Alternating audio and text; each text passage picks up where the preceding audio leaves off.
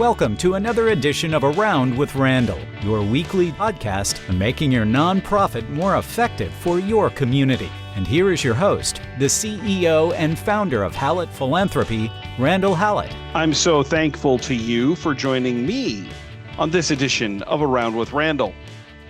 I talk a lot about my limitations in the area of technology and in terms of the social media world that I really don't know that much about. And yet today's podcast is on that. Let me walk you through a couple pieces of information, which I've talked about here and you may have seen. And it's kind of led me to this thought process, which is odd considering the traditional way I like to communicate. The first is that the work that certainly the Giving Institute does, and my dear friend Nathan Chappell and dear friend Brian Crimmins and Michael Ashley have written about in the Generosity Crisis about this decreasing number of charitable donors in the United States, and we're under 50% of households in the United States giving to some charity annually. That's number one. Number two is the fact that there's no way to escape the growth of the connection to social media. Even though I don't have a Twitter page or a Facebook page, I would be not genuine in saying that it's a growth. It is what it is. And then there was an article that came out here recently out of the Chronicle of Philanthropy, which talked about the growth of GoFundMe campaigns.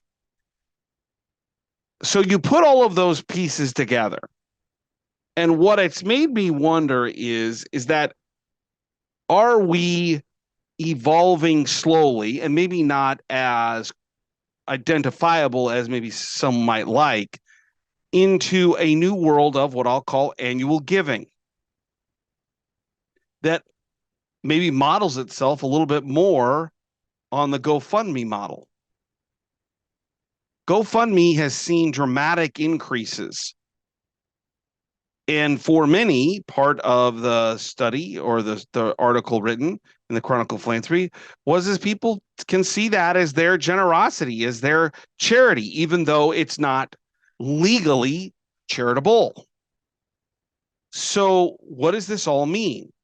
So I did a little digging. And what I found was that I didn't have a full understanding nor the depth of how much money's going through GoFundMe. And there are other platforms. So this is a limited, they're the biggest, but not in totality.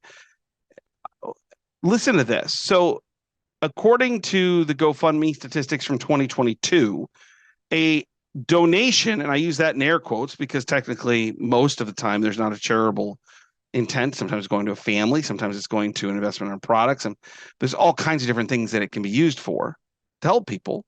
It's philanthropic, but it's not a legal donation. A gift is given every second of the year. That $25 billion has gone through GoFundMe since its inception, somewhere 15, 20 years ago. That 28 million people made or sent a gift or donation or something last year in 2022. That we can identify who are the most likely people in terms of geographic area to where gifts or donations or GoFundMe support is given.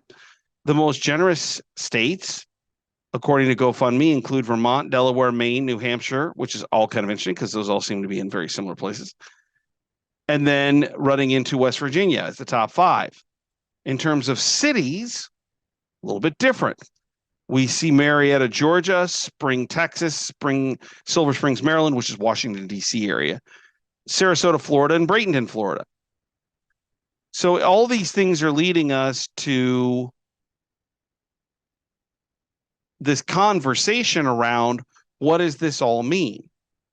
If there are a donation, again, in air quotes, every second, and normally these GoFundMe projects are to help people, Are we missing the boat in the nonprofit world being too traditional? And when I say that, I'm talking about me. So I want to throw something out at you as a thought that may be worth some contemplation. I'm not sure I could even execute it. And then I'm going to talk about the tactical steps on maybe some things around this concept. Should we be embracing a GoFundMe style philanthropy through your nonprofit more aggressively that almost either supplements or replaces the annual giving platforms that we're used to? And if you know me, and some of you who listen do know me personally, you're probably like, the one guy I never thought I'd hear that from is Randall. But you start looking at the numbers. The numbers of donations are dropping, particularly in the people below $250,000 or less in income. But yet we know in the GoFundMe world that the donations are increasing exponentially, and many believe it's from that same population. Is it unreasonable for us to posit that those who are giving to GoFundMe are actually our former donors who are giving more directly? And they may not understand or think about it that way, but maybe that's one way to construe it. Could we implement this kind of process into our nonprofits to recapture these maybe individual or lower annual giving dollar amount givers, donors? How would you do that? Well, the first thing is you're going to have a serious conversation about staffing. This can't be done, and we'll get into the tacticals about what it might take. This can't be done just by snapping a finger or waving a wand. Number one is you got to have people to do the things we're going to talk about in the tactical here in a moment. But number two, you got to have the people that understand it. The one person I wouldn't hire is me. I'm 52. I got gray hair, and I don't have a Twitter account or a Facebook account. I'm lucky to have a Twitter or a LinkedIn account. So if we don't have the right people and skill sets, then this becomes very difficult. Because time, number two, becomes really important.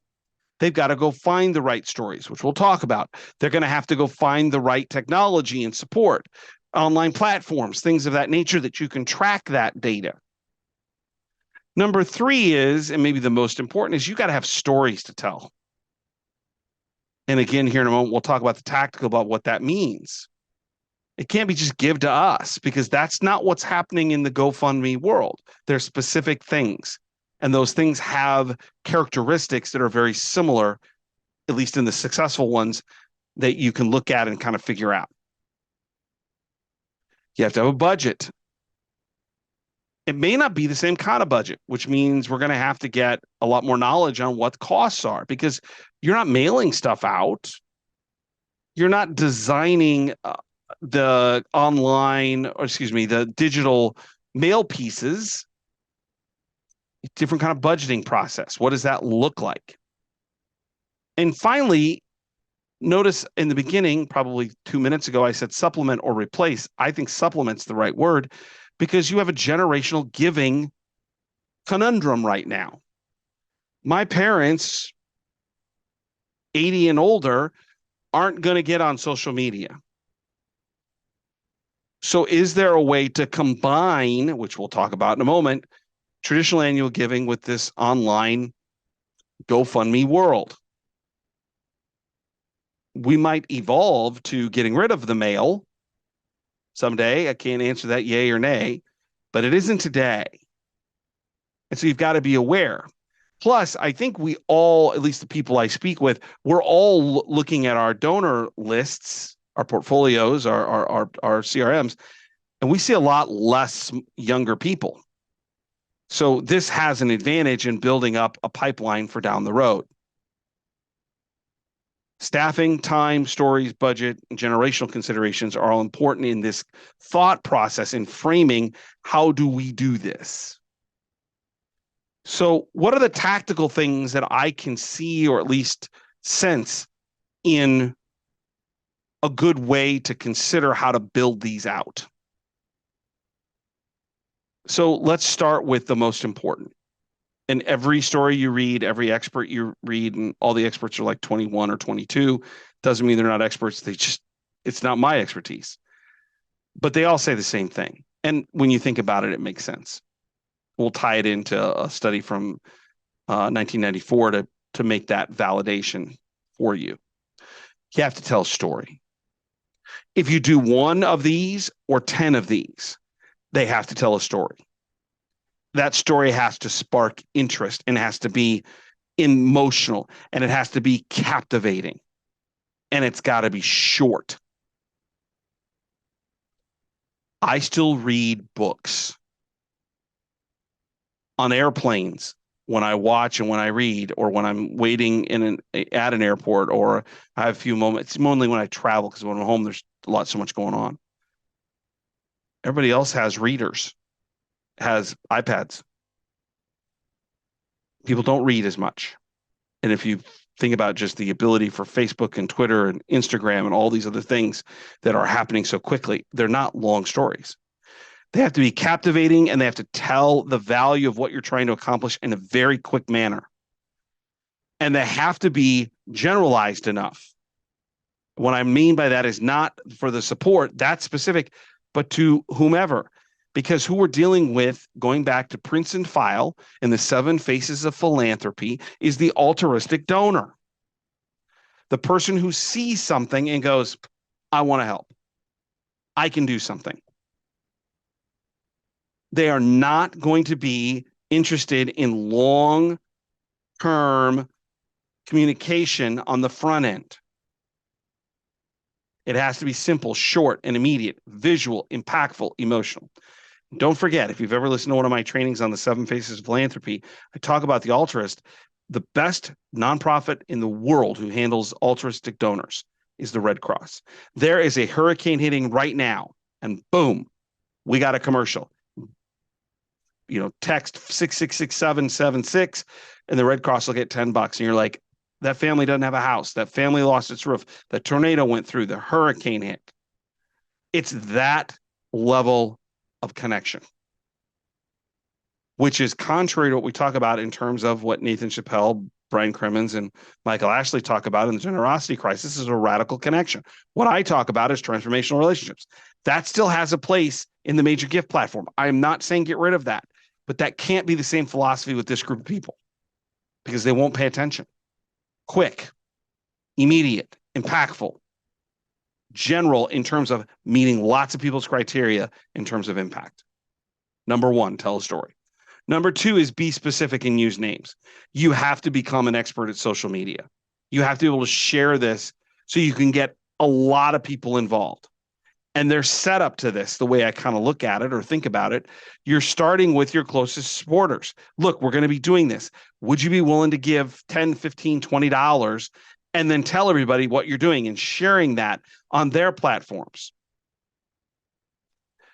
If you're not building out a map of how you communicate this, then you're going to leave this opportunity at not full capacity or potential. There are studies out there, particularly from GoFundMe, that say the first 3 days in these inspirational campaigns, which is really maybe more applicable than the GoFundMe campaigns, the inspirational campaigns, the first 3 days are the most critical. The ones that have the most outreach in the first 3 days are the ones that drive the most revenue. So your planning pieces become important. Everybody in your organization, all their family members, your closest donors, all their donors, your email list, your people who are connected to you on LinkedIn or that are a friend on Facebook. You got to prep to get them ready for a launch. You might also figure out who are the people that are connected to a ton of people. Can you get a celeb to get on board? Let me give you 2 examples. I work with a client who has a very famous movie star who's really bought in to their organization and its healthcare and specifically what they do. And they're now beginning to understand that she puts out one tweet, one post, it's a game changer in terms of recognition. Are there people that you can align with in your community that have a huge social media presence? And they want to be philanthropic. They may not give their money, but their connections can open your doors. The second is just in my world, I have something that's going to come out here very shortly that I'm very proud of. Who I affiliate with and how I market that is directly related to how many connections they have. And we'll talk more about my project probably in the next week or two. Get it as wide and as quick as possible. Number 3 is you got to be creative. Do you pair this effort for this particular annual giving opportunity for a social media kind of inspire campaign with a current event that still has a lot of the hallmarks of traditional fundraising? Do you pair it with a radio-a-thon so it stretches beyond just where the radio can be heard? Do you pair it with traditional mail? So if you're trying to do an annual giving campaign for something in pediatrics, can you mail out stuff to your traditional donors, but at the same time build out this social media campaign that can build out more than the people you normally reach? Creativity in that connection and partnering might be interesting. Number 4 is to have a clear goal in mind. And the goal isn't we're going to identify a whole lot of $5,000 and $10,000 donors from this effort. There's very specific data out there that says the most successful kind of inspired campaigns, the GoToMe funding efforts, have options that start at $5. If you started at $50 or $100, you've limited your capacity, particularly from someone who doesn't know you, who looks at this as an instant decision that's altruistic. It's got to be smaller than that. That's why the Red Cross says text 6666784, whatever, for $10 to go to the Red Cross. So they're targeting a smaller dollar figure. Smaller is better. And once they're in the door, they become 9 times more valuable as a repeat opportunity if you can connect to them. I'm not saying they're going to give $1 million. What I'm saying is you might be able to get them to do other things in similar areas. It's a way to widen your database. Number 5, make it easy to pay. It's got to be simplistic. The Red Cross, going back to that example, text 6 numbers or text Red Cross to these 6 numbers. You're done. It shows up on your bill. You don't have to do anything. We all automate our bills, pay through our credit card. Or how easy is that? How do you make it easy for people who aren't normally attached to you? We'll go to our website and go through 6 pages and then put it. No, it's got to be so simple, whether it's a scan code or whether it's an easy connection or using, I'm a little leery of Zelle and some of these others because of some banking regulations, but how do you get them easily into the payment mode? Number 6, your title means something.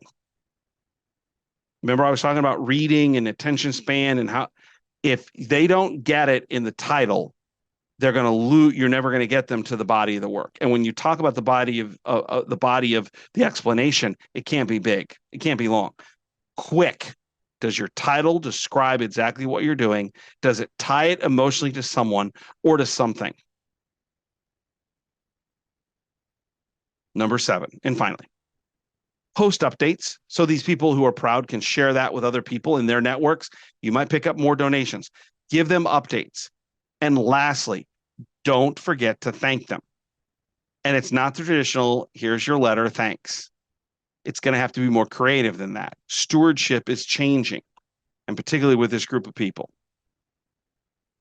These are just 7 things about telling a story and being specific and using names and building out your prep network so you're ready to go in those first 3 days, and being creative with the traditional things we do and having that goal in mind and being small in the beginning gifts to build out a reservoir of people who might want to support you, and making it easy to pay and double checking on the title to make sure it says something. And finally, giving updates and thank yous are just 7 things I've come up with. Again, I am the strangest guy to bring this up, but I think there's something to this if we're going to re-engage people who, as we talked about, 28 million people last year went through GoFundMe alone, which means they didn't make that $5 or $10 donation to our nonprofits. They were philanthropic in a different way? Can we take that and find a way to meld it into what we're doing in a meaningful way to get people back involved? It's something to consider. I just can't believe I'm the one saying it. Don't forget, check out the website, the blogs, lots of information throughout the website, the blogs, 90-second reads. You get an RS feed right to your front door of your computer. If you'd like to email me, it's podcast@hallettphilanthropy.com. The world's changing. I'm trying to keep up, and I'm sure you are too. But what will remain consistent is people who need help and people who want to help. And our job is being in the middle to connect that conduit to get them that help from the people who want to make a difference. Which brings me to my all-time favorite saying. Some people make things happen. Some people watch things happen. Then there are those who wondered what happened. We live in a world where people who are trying to make a difference, be people who make things happen, are trying to help your mission or your community's, longevity, or the other nonprofits that you're around to make the world a better place, because they're the people and they represent the people who are wondering what happened, and organizations that are also in the same boat, wondering what happened. They're valuable. Philanthropy, whether you look at it through the traditional sense or this new way, is going to be critical if we're going to get to where we want to go as a society and a culture. And you're a big part of it. Maybe something today to think about and challenge the status quo. Good for this old dog as well. I'll look forward to seeing you next time right back here on Around with Randall. Don't forget, make it a great day.